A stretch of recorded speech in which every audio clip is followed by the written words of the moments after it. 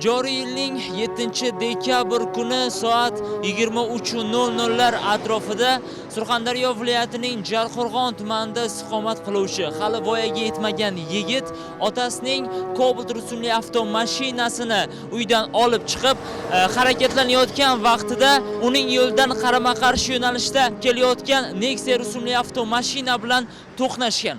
Natijada Nexia rusumli avtomashinada bo'lgan 2 nafar inson voqea joyida vafot etgan.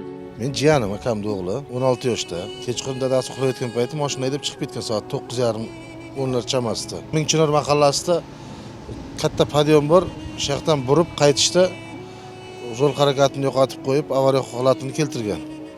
Shu jarohatda 2 odam vafot etgan. Men pushaymonda, ammo Afsuski, yetarli haydovchilik malakasiga ega bo'lmay turib, avtomashina boshqaruvida bo'lgan 16 yoshli yigitchaning xatosi sabab Nexia rusumli avtomobil haydovchisining voyaga yetmagan farzandi va onasi bevaqt hayotdan ko'z yumdi. Mazkur fojia yuzasidan yigitcha tahsil olayotgan 23-sonli umumta'lim maktabida muhokama yig'ilishi o'tkazildi. Unda voyaga yetmagan haydovchining otasi, tuman ichki ishlar bo'limi boshlig'i, mahalla faollari, nuroniylar hamda tuman hokimi ishtirok etdi. Yig'ilish davomida ushbu voqea chuqur tahlil qilinib, kelgusida bunday holatlarning oldini olish masalalari muhokama qilindi. Shuningdek, hodisaga sabab bo'lgan yigitning otasi sodir bo'lgan fojia uchun cheksiz afsusda ekanligini izhor etdi. Muhokama jarayonida jamoatchilikni salbiy holatga hushyorligini oshirish, nuroniylarning hushyorligini oshirish, ota-onalarning hushyorligini oshirish, voyaga yetmagan yoki yetarlicha malakaga ega bo'lmagan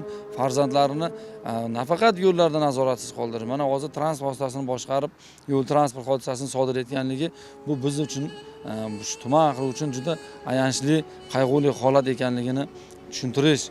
Kelgusida mana shunday ayanchli holatlarni yoki o'sha farzandlarni harakati, ota-onalarning harakatsizligi oqibatida sodir bo'lishi mumkin bo'lgan jinoyatlarni oldini olish maqsadida ana tuman hokimi, tuman ichki ishlar bo'limi boshlig'i, mahalla faollari ishtirokida muhokama yig'ilishini o'tkazdikki, o'ylayman, mana shu muhokamadan xulosa chiqarib, birta maktabga kelayotgan ota-onalarni farzandlarini biz to'g'ri yo'lga chaqirgan bo'lsak yoki bizda targ'ibot yig'ilishimiz samarasini bergan bo'lsa, o'ylaymanki, kelgusida bu kabi yo'l transport hodisasi sodir bo'lmaydi. Yillar o'tib, yigit qilgan xatosini anglab yetar, ammo halok bo'lgan insonlarni bu dunyoga qaytarishni sira imkoni yo'q. Hozirda ushbu holat yuzasidan tergov harakatlari davom etmoqda.